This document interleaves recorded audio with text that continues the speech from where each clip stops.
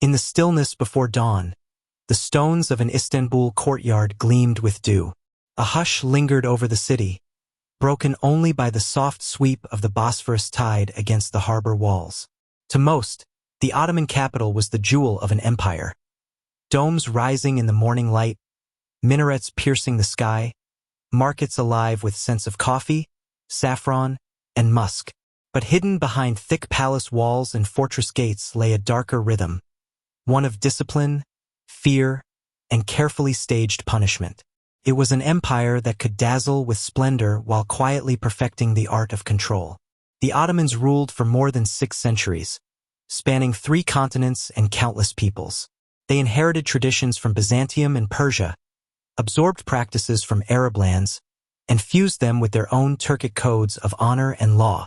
Justice was meant to preserve order across a realm stretching from the Balkans to the Red Sea. Yet justice, in the Ottoman sense, could mean a sharp sword, a velvet bowstring, or the cold edge of iron. To understand Ottoman punishments, we must first step into the palace of the Sultan, the Topkapi, seat of imperial authority. Behind its ornate gates, a bureaucracy worked like clockwork, balancing petitions and decrees, rewards and retributions.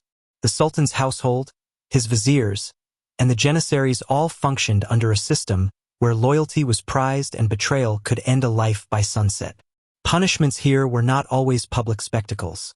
They were often deliberate, private acts designed to maintain absolute order. One of the most whispered about tools of discipline was the silken bowstring. Reserved for high-ranking offenders, it allowed execution without the shedding of blood, a practice rooted in a blend of Islamic respect for the body and palace etiquette. When a vizier or pasha fell out of favor, messengers might arrive quietly at his chambers at night, carrying a cord of smooth silk. Death was swift, and the empire's hierarchy remained intact without staining the palace stones. But not all punishments were so discreet.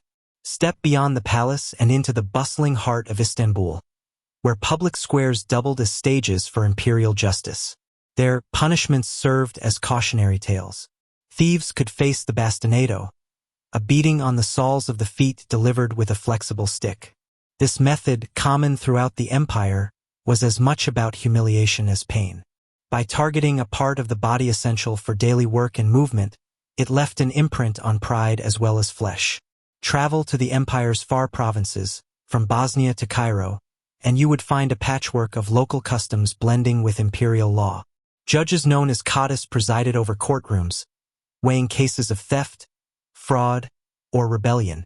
They often favored fines or reconciliation, but in moments of crisis, harsher measures surfaced. Rebels could face impalement, a punishment meant to deter uprisings. Though gruesome in its reputation, it was used sparingly, its power lying more in the fear it inspired than in frequency. Equally telling was how the Ottomans handled corruption among officials. A dishonest tax collector might be paraded through a market with ledgers chained to his neck, a living warning against embezzlement. Public shaming, whether by pillory, stocks, or forced confession, shaped behavior across all ranks. This focus on reputation reveals something profound. In a society built on honor and hierarchy, disgrace could wound more deeply than physical pain. Another layer of Ottoman discipline involved architecture itself. Prisons were often small, dark chambers beneath courthouses or mosques, where light slipped only through narrow slits. Detention could be brief, awaiting trial or sentence, but the oppressive air reminded detainees that freedom was never guaranteed. In the Janissary barracks, strict codes ruled soldiers' lives. Insubordination meant lashes or expulsion, stripping a man of his status and livelihood. To modern ears, some punishments sound unbearably harsh. Yet within their context, they were instruments for preserving stability across an empire of immense diversity. The Ottoman elite viewed order as essential to prosperity. A single rebellion could unravel supply lines, tax revenues, and the fragile coexistence of religious communities. Punishment, from the bowstring to the bastinado, was a language through which authority spoke. Religious law, or Sharia, also shaped the empire's approach. For minor infractions, judges could assign fasting, charity, or public admonition. For more serious crimes like highway robbery, penalties could escalate, including exile to remote provinces or forced labor on galleys. Sailors chained to oars were a common sight on ships crossing the Mediterranean, their punishment doubling as service to the state. The Ottoman legal imagination extended even to symbolic gestures. Sometimes, a condemned man was offered a cup of sherbet before execution, a ritual hinting at hospitality even in final moments.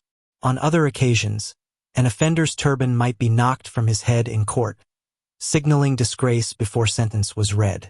These details reveal a culture where justice was steeped in ceremony, balancing sternness with pageantry. Women in the empire were not immune to the reach of law, though their experiences differed from men's. Female offenders often faced fines, banishment, or confinement in women's quarters rather than overt physical torment. In cases of serious misconduct, they could be sent to women's prisons, guarded residences where strict discipline prevailed. Records suggest that corporal punishment for women existed but was far less common than the penalties directed at soldiers, rebels, or corrupt bureaucrats. In the shadowed alleys of Istanbul, stories circulated about secret dungeons beneath the palace, the so-called Yedikule, or Seven Towers Fortress, where high-profile captives awaited fate. Some were foreign envoys caught in webs of diplomacy. Others were princes accused of treason. There, isolation worked as a psychological punishment, gnawing at prisoners' resolve long before any harsher fate arrived. The Ottomans were meticulous chroniclers. Court registers, travelogues, and imperial edicts detail how punishments were chosen and carried out. Western visitors often exaggerated them, spinning tales of constant cruelty to entertain readers back home. While the empire could be ruthless, its system was not a chaos of random violence, but an intricate network balancing deterrence, mercy, and spectacle. Consider the fate of rebellious provincial governors. When their ambition threatened the Sultan's peace, agents were dispatched to demand submission. Those who yielded might live under house arrest, their fortunes seized but their lives spared. Those who resisted could meet the bowstring or worse, their demise announced only after calm had returned. Punishment also had an economic dimension. Fines were widely used, their amounts scaled to status. A wealthy merchant might pay dearly for fraud, while a laborer's penalty would be modest. For the treasury, this approach turned wrongdoing into revenue, a practical incentive behind moral order. Perhaps the most enduring lesson from these histories is that torture and punishment in the Ottoman world were deeply political. They were not senseless acts but deliberate tools to secure a sprawling empire. Authority relied on careful staging, secrecy for palace intrigues, visibility for common crimes, ritual for acts of state. This choreography of justice defined the empire as much as its art, architecture, or cuisine. As we peer deeper into the archives, a complex portrait emerges. Ottoman punishments existed on a spectrum, from mild reprimand to the executioner's cord, and their stories remind us how power once asserted itself through both velvet and steel. Even today, echoes of those practices linger in collective memory, shaping how we imagine empires, justice, and the price of disobedience. As the empire matured, its punishments evolved with shifting politics and new pressures on the throne. The 16th and 17th centuries, often described as the Ottoman Classical Age, brought brilliant architecture, codified law, and dazzling pageantry, yet also sharpened the edges of control. A growing bureaucracy demanded discipline. Provincial revolts forced stern warnings. Court intrigues made secrecy a weapon as potent as any blade. Among the empire's most feared punishers were the bostancı, the Sultan's garden guards who doubled as elite executioners. Their very title, meaning gardeners, hinted at their dual role, tending palace grounds while pruning threats to imperial order. When a death sentence was whispered within Topkapi's walls, it was often these silent men who arrived at night, carrying the silken bowstring or escorting an accused dignitary through shadowed courtyards. Even in a world accustomed to hierarchy, the quiet arrival of the bostancı sent a chill through corridors gilded with calligraphy. The bowstring remained a favored instrument for high-ranking offenders because it preserved a measure of dignity. The condemned was spared public spectacle. The Sultan's honor remained unstained by blood. Yet for lesser crimes, the state relied on punishments meant to be witnessed. Public floggings in markets or near mosque courtyards reminded onlookers that justice was swift. Bastinado on the feet or buttocks, often delivered while the offender was bound face down, punished theft, drunkenness, or neglect of duty. The pain could be severe, but the humiliation, lying helpless before a crowd, struck just as deeply. For soldiers, discipline shaped every aspect of life. The janissaries, famed infantry loyal to the throne, operated under strict codes. Drunkenness, theft, or insubordination might bring lashings, loss of pay, or expulsion from the corps. In extreme cases, mutinous leaders faced immediate execution, their bodies removed under cover of darkness so that order returned before dawn.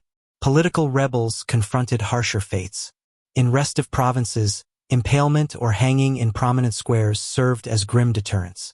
Chroniclers describe wooden stakes raised at city gates, where a single display could pacify a region. Such sentences were reserved for treason or brutal banditry, crimes that threatened the very stability of the realm. Though terrifying, they were exceptional rather than daily occurrences, their rarity magnifying their effect. Psychological punishment also flourished. Confinement in the Seven Towers Fortress or other state prisons pressed the mind as much as the body. Dim cells with barred slits overlooked windswept courtyards.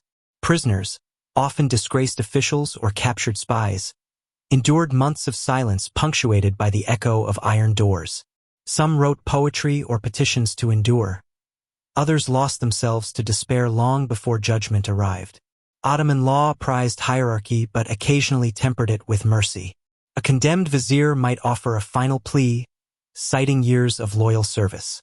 If accepted, his sentence could be commuted to exile in Anatolia or the Black Sea coast, a quiet burial of reputation rather than life.